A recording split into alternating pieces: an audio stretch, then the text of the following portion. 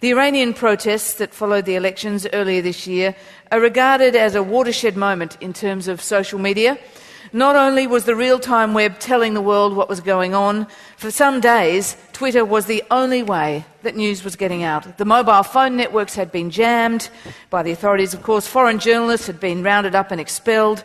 Twitter was the information lifeline for those trying to get the news out of their protests and of the censorship and of the vicious clampdown that eventually occurred. And as Julie Pizzetti mentioned earlier, it was perhaps the first time that user-generated content was published by the traditional media online and in other outlets without verifying it. We trusted Twitter because it was all we had. It was the only source going. Was it a breakthrough? Enter Mark Colvin, known to many of you as Colvinius. Mark is the presenter of the ABC's long-running national evening radio current affairs program, the PM program. He's worked as a journalist for 35 years, including 12 years as a foreign correspondent, reporting from Europe, Russia, Africa, the Middle East, the USA and Southeast Asia, and more latterly from his lounge room, or his study, where he writes a fortnightly web column and twitters.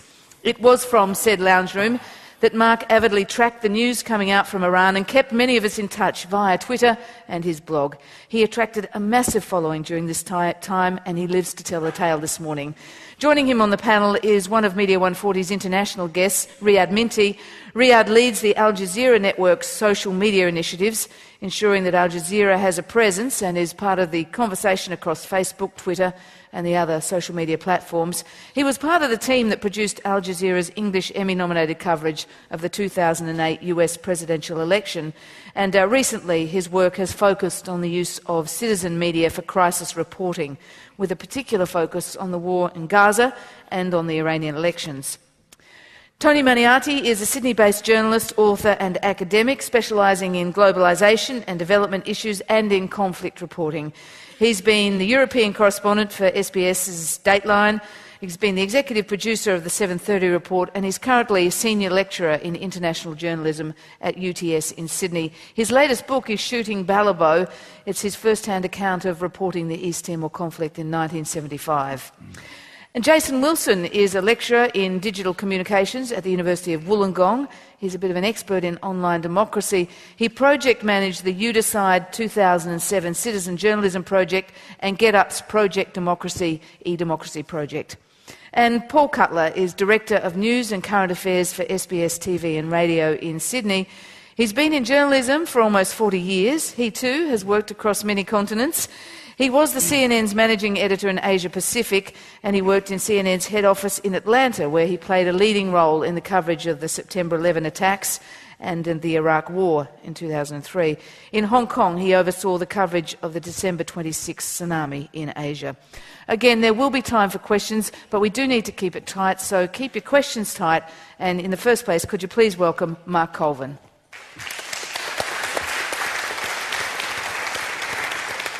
Thank you. Forgive me for not standing up. I could just give you a 140-character speech. Kathy Trannant on Twitter suggested this one.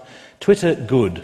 Instant news, succinct commentary, instant feedback, real-time friend chats, interest networking, flash humour. Done.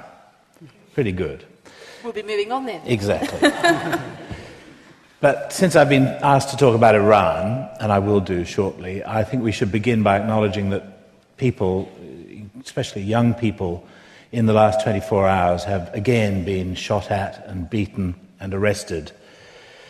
It's the 30th anniversary of the storming of the American embassy, and that was a key point in the Islamic Revolution. And demonstrators have been out on the streets turning the Republic's own slogans against it. They shout, Marg bar dictator, which means death to the dictator, when they're supposed to shout, Marg bar America, death to America. The reaction, of course, was swift and violent, and it's a reminder that whatever power Twitter may have, it is as nothing against determined men with guns and batons.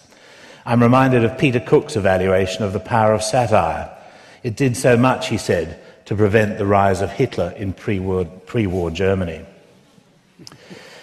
Now, if I had to give this talk a title, it would be I'm no expert. I'm no expert on Iran. I did report from there for a very intense period in my life, but that was 30 years ago. I have read quite a lot about Iran. I talk to people about it, and particularly about how the rest of the world sees Iran, as often as I can. But I'd never set myself up as an expert. I'm no expert on Twitter. I only started tweeting at the beginning of the year, and only started doing it seriously when an accident put me in hospital for a couple of weeks in April. I'm not really much of an expert on anything. My degree was in the history of English language and literature, and for some reason I seldom get to use my extensive knowledge of Chaucer or Jane Austen, the excesses of the prescriptive grammarians, or the beginning of the great vowel shift in 15th century England on ABC radio or television. I blame news management, but I, in my heart of hearts, suspect that even Radio National wouldn't be that interested. Oh, I'm not so sure. And expertise is supposed to be what we need nowadays. I don't have a niche. I'm a dilettante, what Shakespeare called a snapper-up of unconsidered trifles. I've admittedly been picking up such trifles for so long and in such quantity that I know a little bit about a very large number of things, but I remain at heart a generalist and thus, supposedly, a member of the most endangered species in the new world of journalism. The role of the generalist is diminishing, the New Yorker's Malcolm Gladwell tells Time magazine. If I was studying today, he says, I'd go get a master's in statistics and maybe do a bunch of accounting courses and then write from that perspective. Accounting, that counts me out. Gladwell himself is a specialist in sociology, marketing, anthropology and behavioural science, and his clever synthesis of those subjects into readable stories with a modern message has sold millions of books and moved hundreds of thousands of magazines off the newsstands. He's found a niche. Niches are supposed to be everything. So what am I doing here? Is there still a role for the generalist and for the so-called old media like the ABC? The first thing that we at the ABC have had to accept is that the old certainties in media are gone. Blogs and microblogs like Twitter are the new police force of journalism. On Twitter, Iran was called #Iran or #Iran election or other variants. I'm sure everybody here knows how the hashtag thing works. You put a hashtag in front of a subject and it creates a place where you can go looking for that subject. But it would be just as relevant to talk about another hashtag CNN fail. That was how Iran's so-called Twitter revolution started, with anger, particularly in America, at the conventional media, especially CNN, for failing to cover the results of the Iranian election properly. For what seemed like a whole weekend, CNN failed to cover the story as anything much beyond Ahmadinejad being re-elected. There were about 500 Western journalists in Iran at the time. Many of them were trying honestly and decently to do their job. I know our own reporter, Ben Knight, pumped out as much information as he could, though it became daily more difficult. But CNN fail was the hashtag that stuck because of that network's comprehensive failure over the course of that weekend. And it became for social media a symbol of what was wrong with the old guard. It was then that people also really started telling the story through Twitter. I was one of them in my small corner of the Twitterverse, and I'd still argue, however, that journalism, old-style journalism, did play a part. There was what the intelligence people call a lot of static or chatter, a vast amount of miscellaneous material coming out of Iran on Twitter, with no way of verifying it absolutely. But if you had a sharp eye for detail, you could pick up indications of whether someone was reliable or not. If it referred to protest action in a particular square, were other people saying the same thing? Quite often I'd find 3 Twitter sources, all apparently in different parts of a crowd, reporting on the same event, though from a different perspective. Time came into the judgment as well. Was this someone whose tweets yesterday and the day before had been proved to be true by other reports later? One Twitter user, Change for Iran, reported in a series of messages being under siege in a university dormitory. Another Twitterer from another part of the campus reported seeing the same thing from another angle. A day later, pictures started coming through of the damage done in the attack. It starts to add up to something like credibility. I picked up quite a lot of followers at that time, and some of them actually told me that this job of sorting the wheat from the chaff had proved useful to them at least. So maybe I do have a specialism after all. It's just that that specialism is one called journalism, which takes in a whole range of things, not only that skill of sorting, but also of synthesizing complex and difficult subjects into something simpler and easier to digest. Anyway, that job of filtering and aggregating seemed to me a useful adjunct to broadcasting on the radio. Then I wrote a couple of columns, or blog posts if you prefer, about Iran, and people seemed to think that that added to the mix. In fact, over time, I've come to think that there's a complicated relationship in which the blog reinforces our website, which leads some people to me on Twitter, which sometimes takes people back to PM, and so on. And the radio program, while still the centre of my day, gradually becomes only one of the platforms on which I like to work. Now, as I've already indicated, Twitter didn't really achieve much at all inside Iran. I'll quote from an article at the Dart Centre for Journalism and Trauma. Was there a Twitter revolution in Iran? To Jason Athanasiadis, an independent journalist whose detention there sparked a global uproar that culminated in his release, the answer comes quickly: no.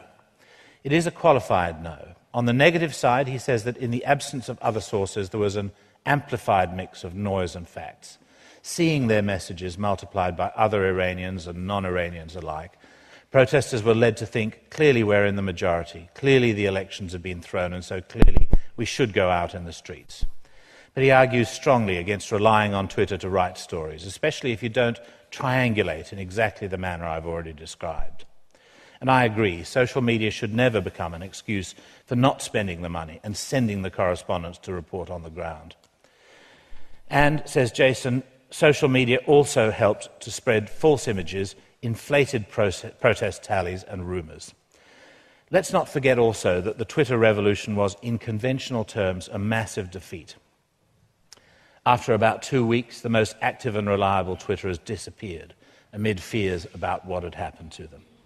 The many non-Iranian Twitter users who changed their Twitter location status to Tehran suddenly made it even more difficult to work out who was reliable and who was not. And there was good reason to believe that the Iranian security services, by starting fake Twitter accounts, were spreading disinformation and black propaganda, making it even harder still.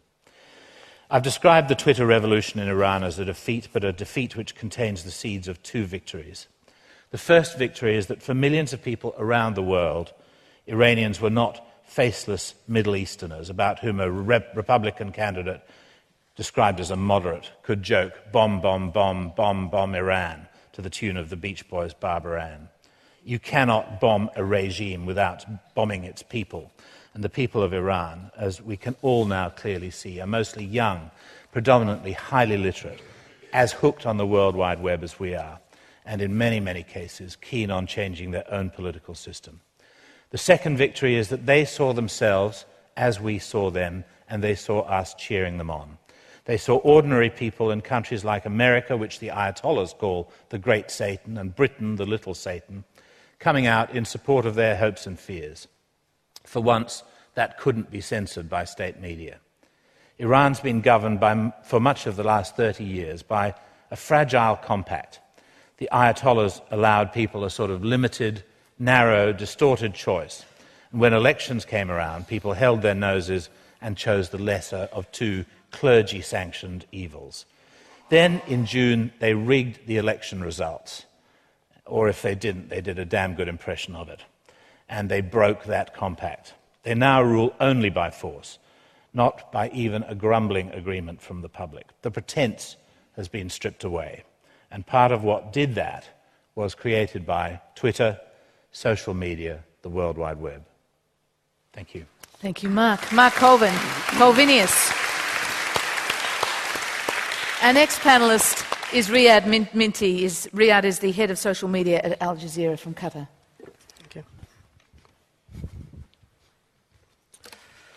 Hi.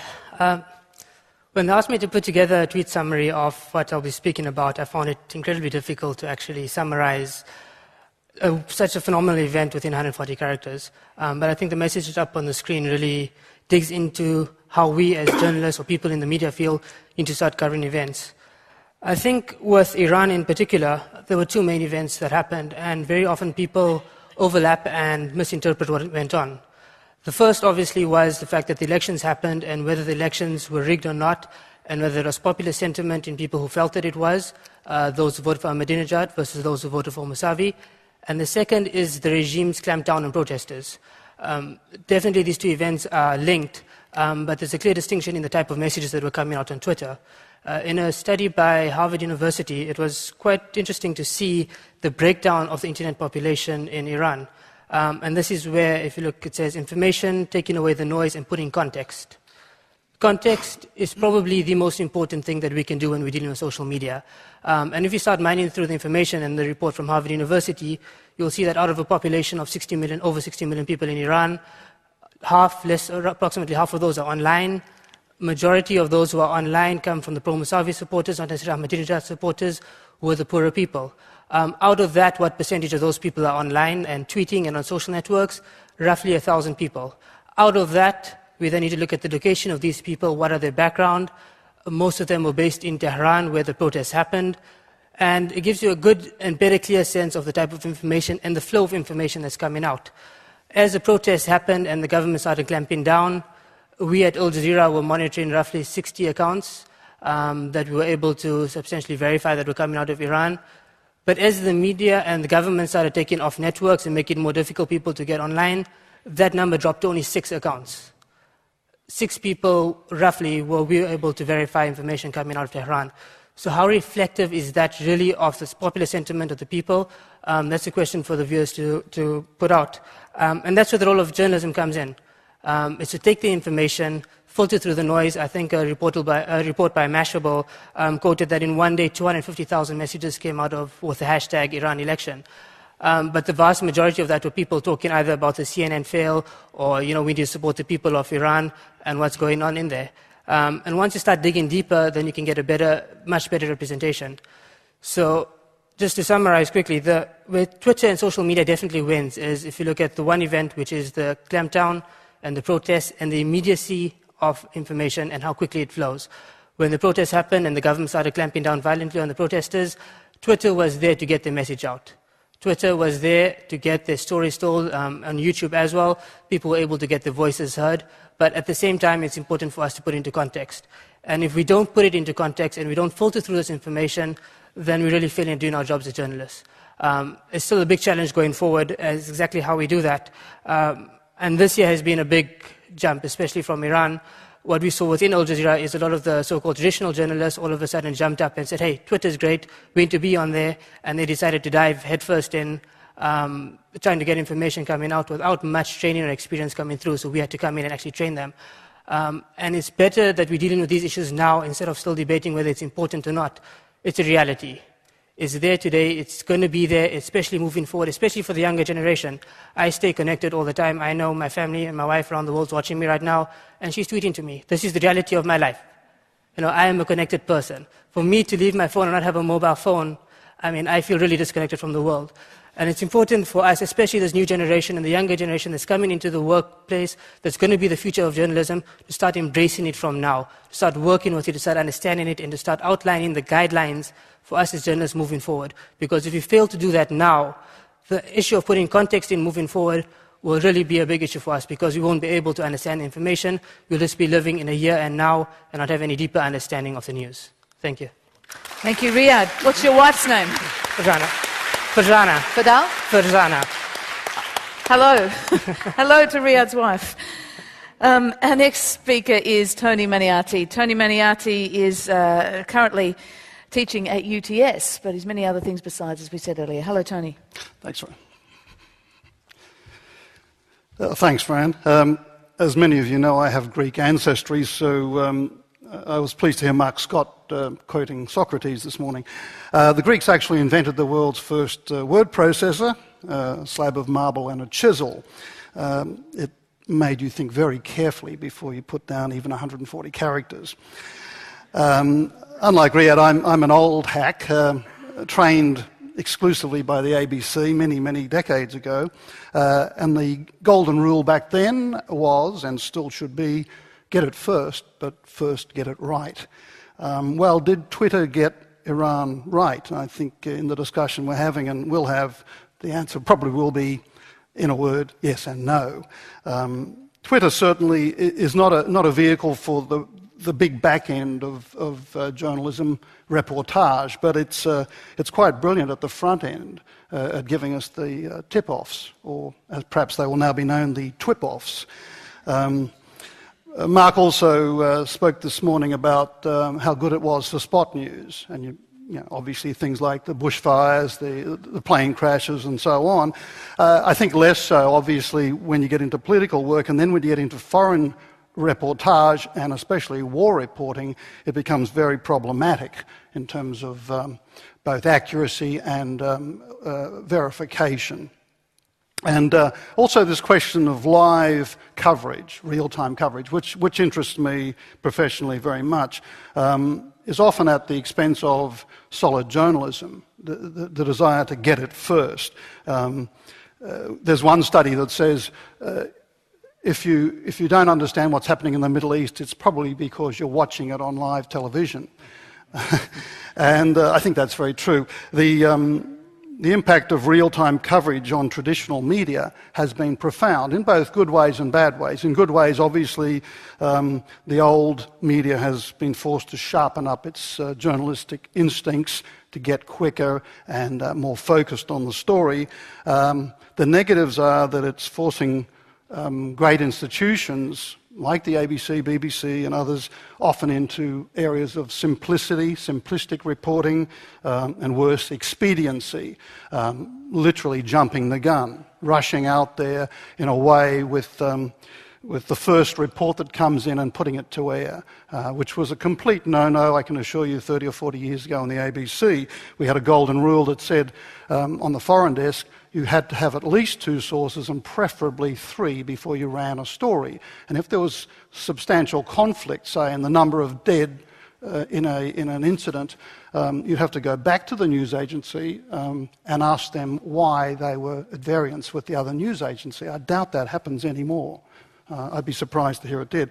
On this question of jumping the gun, and just a little lightly, I was flying back from Greece yesterday, and I was reading on the plane Orhan Pamuk, the Nobel Prize winner, his novel Snow. And it's about a journalist from Istanbul who goes into a very remote Turkish village. He's also a poet. And he decides to speak to the local newspaper editor about what's happening there. And he picks up a copy of tomorrow's paper. The editor's already printed tomorrow's paper. This is slightly satirical, of course. And in which the report says that the journalist attended a cultural function last night and read his new poem called Snow. And the journalist said, but I've never written a poem called Snow, and I don't intend tonight to go to the function. Your newspaper will look like it's made a terrible mistake. And the editor says, oh, don't be too sure about that. He says, quote, there are those who despise us for writing the news before it happens. They fear us not because we are journalists, but because we can predict the future. You should see how amazed they are when things turn out exactly as we've written about. And quite a few things do happen only because we've written them up first. This is what modern journalism is all about. Well, is that what the new media is all about? Let's see. Thank you. Thanks very much, Tony. Our next speaker is Paul Cutler. Paul is the Director of Newscaf at SBS.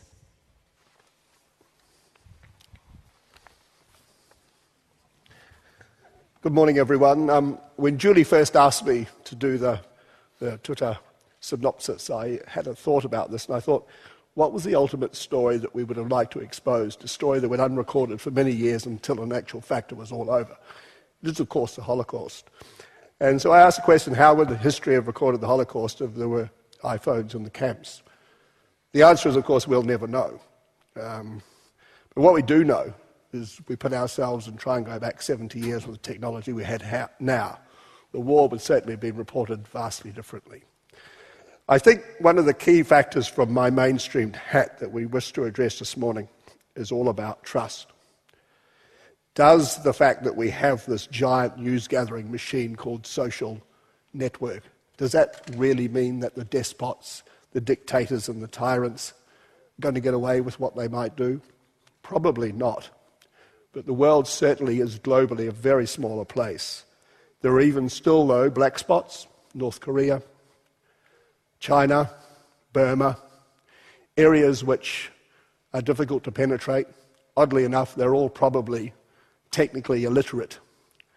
but therefore that the challenge is there.